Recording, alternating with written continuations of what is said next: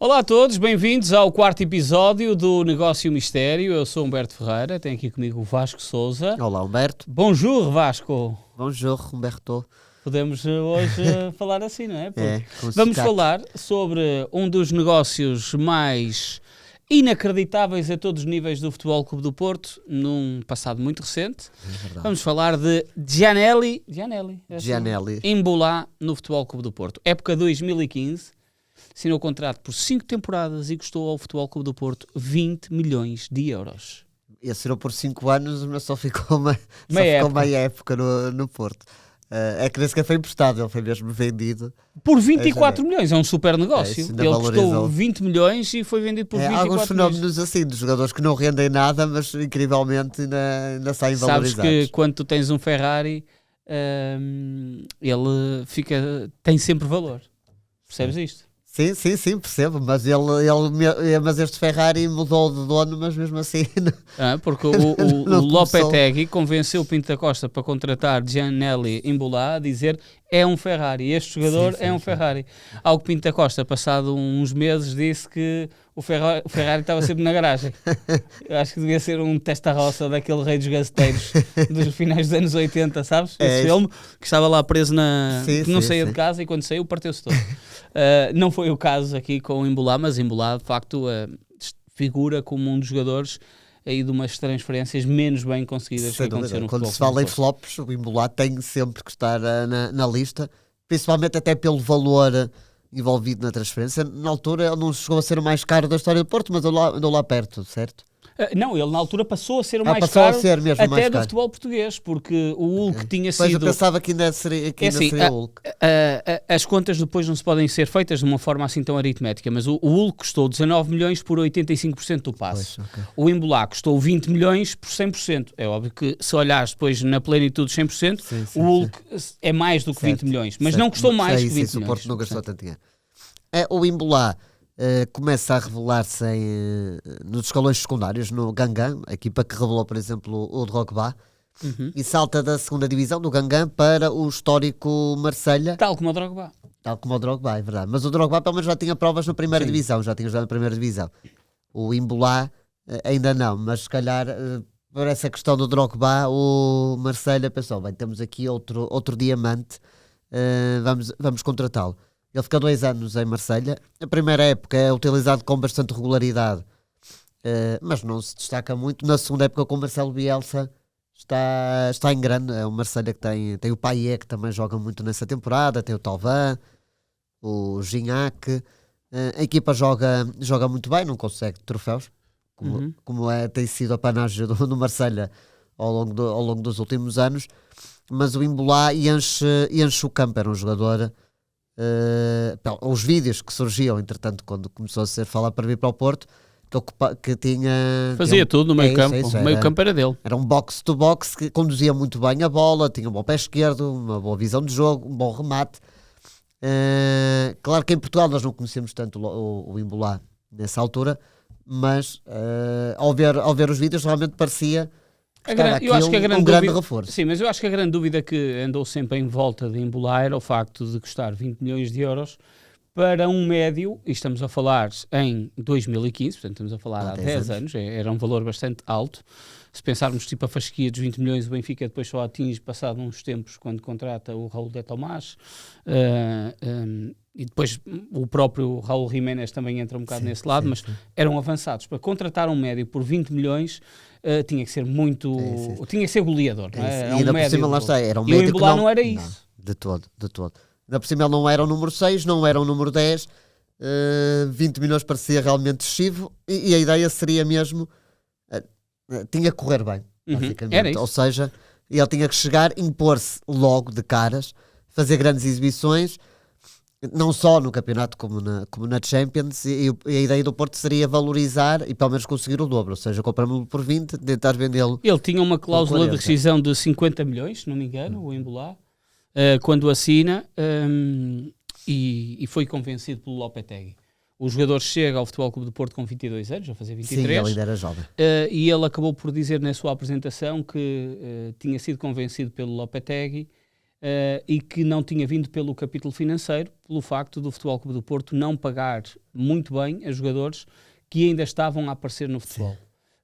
Apesar de ele ter 23 anos, ainda não tinha demonstrado uma grande valia, não é? Sim, ele na altura, eu recordo-me que até ele entretanto jogou pela seleção da República Democrática do Congo, mas quando veio ele ainda não era internacional e havia a iminência de entrar na... Até se falava da seleção francesa, sim. Ele também tem a nacionalidade belga, chegou-se a falar que a própria Federação Belga estava em cima dele, ou seja...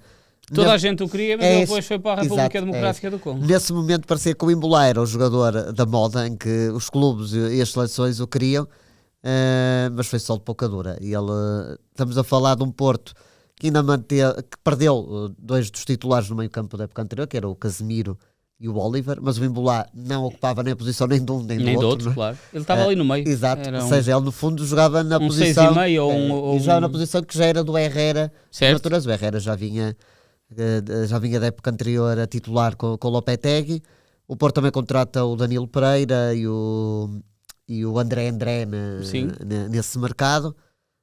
Ou seja, acaba por não contratar nenhum número 10, como havia o Oliver, e até o Quintero, que também saiu nessa temporada. Há o Bueno, mas o Bueno era bem um número 10.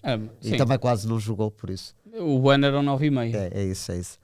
E quais foram os números do Imbula no Porto? O Imbula, em meio ano, faz 21 jogos e 2 assistências, ou seja, nem sequer um golo o Imbula marcou. Eu sei que também não era a característica. Mas ele até nem entra mal, não é? Sim, ele começa logo a titular também. Faz uma assistência no segundo jogo. E pelo valor da transferência, no fundo, o Imbula estava quase que obrigado a ser titular. E eu recordo-me que ele... Deixa eu ver qual é a equipa do Porto neste jogo. Portanto, temos Casilhas, Maxi Pereira, Maicon, Marcano, Alexandre, Danilo, Imbula, Herrera, Varela, Abubacar e Cristian Telho. O Imbula arranca a temporada, mas ele não está fisicamente a 100%, pelo menos a ideia que eu tenho é que ele vai mostrando alguns pormenores, mas sem nunca de todo deslumbrar. Faz ali algumas contra o Benfica, tem ideia contra o Benfica e contra o Chelsea na Champions, principalmente contra o Chelsea, que faz duas excelentes exibições, lá está na Champions. São as duas seguidinhas. Na Champions contra o Chelsea está realmente... ele entra nesta rotação de Lopetegui, lembras? Quando o Lopetegui rodava os jogadores, ele entrou a rodar para o Dinamo de Kiev, Benfica, não jogou contra o Moreirense e depois Chelsea. O Lopetegui era o mestre da rotação. E nessa temporada já não rodou tanto, em 14-15 muitas vezes, ele mudava quase a equipa toda de um jogo para o outro. Mas não correu bem, nem a mudar muito, nem a mudar pouco. Eu recordo que no jogo contra o Chelsea o Porto ganha 2-1 e ele faz ali uma excelente exibição e na altura parecia que realmente está aqui um diamante, o Porto tem aqui um médio de grande qualidade, só que não. A partir daí as coisas começaram a piorar. Eu tenho a ideia de ele ter tido aí alguns problemas físicos, nunca foi uma lesão grave, mas eu acho que ele nunca esteve a 100%. O valor da transferência acabou por pesar muito. A concorrência também era boa, não é? O Danilo Pereira fixou-se a 6, o Herrera já era titular indiscutível, o André entra muito bem nessa temporada e ganha também o lugar, e o Imbula aos poucos começa a perder ali a carruagem. O André faz um excelente arranque de época ao ponto de ser convocado para a seleção. Exatamente, período, não é? Ele marca até o gol da vitória no Clássico contra o Benfica. Sim. E é convocado para a seleção, estreia-se. Não sei se estreia ou se ele já não tinha jogado naquele jogo contra o Cabo Verde, não é? Sim. Já não me recordo se ele chega aí a jogar, mas ele nessa altura também é convocado para a seleção portuguesa.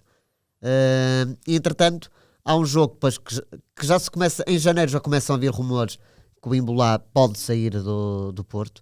O Porto também entra em janeiro. O janeiro é um desastre, porque o Porto é eliminado eliminado da Taça da Liga ainda no final do ano. Depois perde a liderança do campeonato em Alvalade, empata contra o Rio Ave, o Lopetegui acaba por ser despedido, ou seja, o treinador que tanto o queria acaba por sair. Há uma enorme, entre o José Peseiro, há uma enorme pressão sobre a equipa do Porto, porque o Porto até esteve em primeiro durante grande parte da primeira volta, mas num instante ficou logo longe dos primeiros. As exibições eram más, a Taça da Liga que foi um desastre, havia muita pressão e o Imbula era quase a cara dessa temporada, não é? Pelo valor. Exatamente, ele tinha sido o trunfo do treinador. Exatamente. E a direção tinha dado o Ferrari que o Lopetegui queria.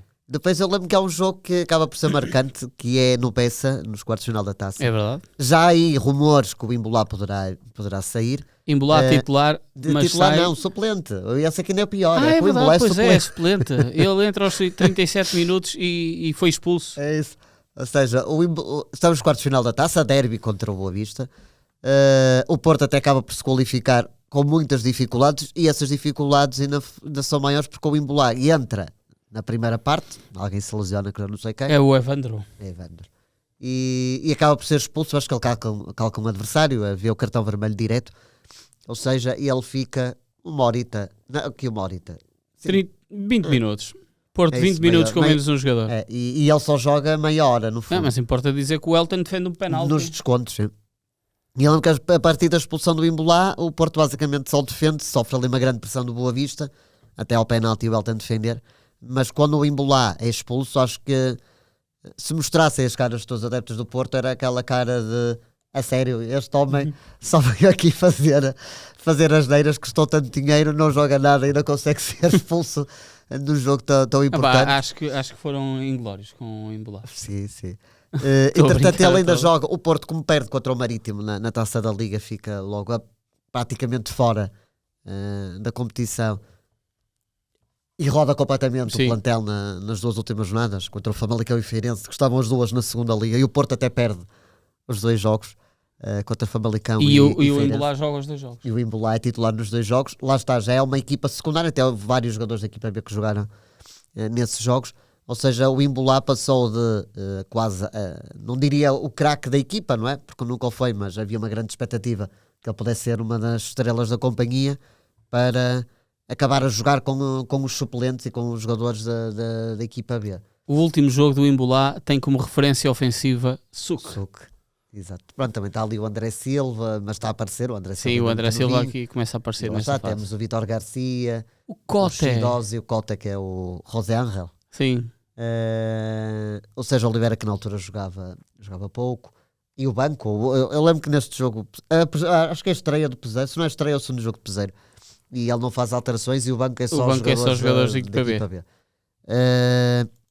Já estamos no final de janeiro e, entretanto, já nos últimos dias, ele acaba então por assinar pelo Stoke City, Premier League. Na Premier League. E entra até bem, ele marca um gol na segunda jornada, é titular também. Ele joga sempre, é sempre titular. Uma vez mais também porque o valor da transferência quase que exigia que... Mas o futebol de Premier League é um futebol que vai mais do encontro, do estilo de jogo. Mas também foi só de pouca dura, porque ele, a partir da época seguinte, já começa a cair. A descarrilar. E a partir daí a carreira dele começa a descer. Está sempre a trocar de clube, ainda volta a jogar em Portugal em 21-22 no Portimonense, mas também não se destaca, nem sequer é titular nessa equipa, e ele já acabou a carreira com 33 anos.